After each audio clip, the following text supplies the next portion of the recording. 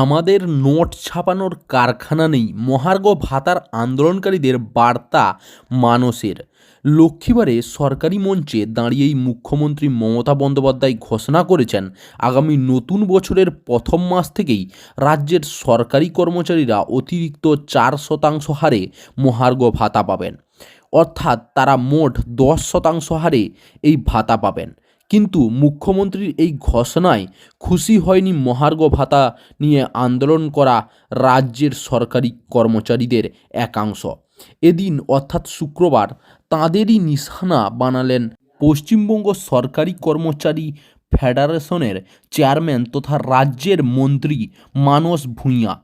তিনি একদিকে যেমন জানিয়েছেন রাজ্য সরকারের টাকা ছাপাবার মেশিন নেই, তেমনি বার্তা দিয়েছেন আন্দোলনকারীরা বাংলায় আন্দোলন না করে দিল্লি গিয়ে আন্দোলন করুন ও রাজ্যের বকেয়া যে টাকা কেন্দ্র সরকার আটকে রেখেছে তা উদ্ধার করে নিয়ে আসুন। বৃহস্পতিবার রাজ্যের সরকারি কর্মচারীদের জন্য আরও 4% মহার্ঘ ভাতা বৃদ্ধির কথা ঘোষণা করেছেন মুখ্যমন্ত্রী। আর তাই তৃণমূলের সমর্থিত সরকারি কর্মচারীদের সংগঠন পশ্চিমবঙ্গ কর্মচারী ফেডারেশনের তরফে মহার্ঘ ভাতা বৃদ্ধির জন্য তাকে ধন্যবাদ জ্ঞাপনের একটি সভার আয়োজন করা হয়। সেখানেই এদিন গিয়েছেন মানস।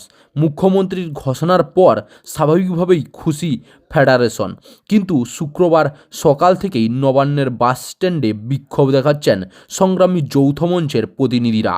পাশাপাশি সরকারি কর্মচারী পরিষদ, ইউনিটি ফোরামের মতো সংগঠনের তরফে স্পষ্ট বার্তা, কেন্দ্রীয় হারে মহার্ঘ ভাতার দাবিতে তাদের আইনি লড়াই চলবে। সেই সবেরই মধ্যে মুখ খুলেছেন মানস ভূঁইয়া। মানসবাবু এদিন জানান, যুক্তরাষ্ট্রীয় কাঠামোতে কেন্দ্র তাল গাছ আর আমরা একটি মাঝারি গাছ।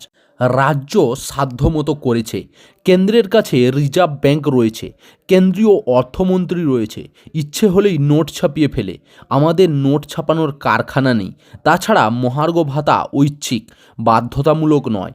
মুখ্যমন্ত্রী মমতা বন্দ্যোপাধ্যায় মাতৃসমা, তিনি সহানুভূতির সঙ্গে বিষয়টি দেখছেন। আমাদের উচিত তাকে সাহায্য করা, সরকারকে সাহায্য করা, সরকারের পাশে দাঁড়ানো। কর্মীদের প্রতি সংবেদনশীল মমতা বন্দ্যোপাধ্যায়, তিনি কর্মীদের জন্য কাজ করতে সব সময় তৈরি থাকেন।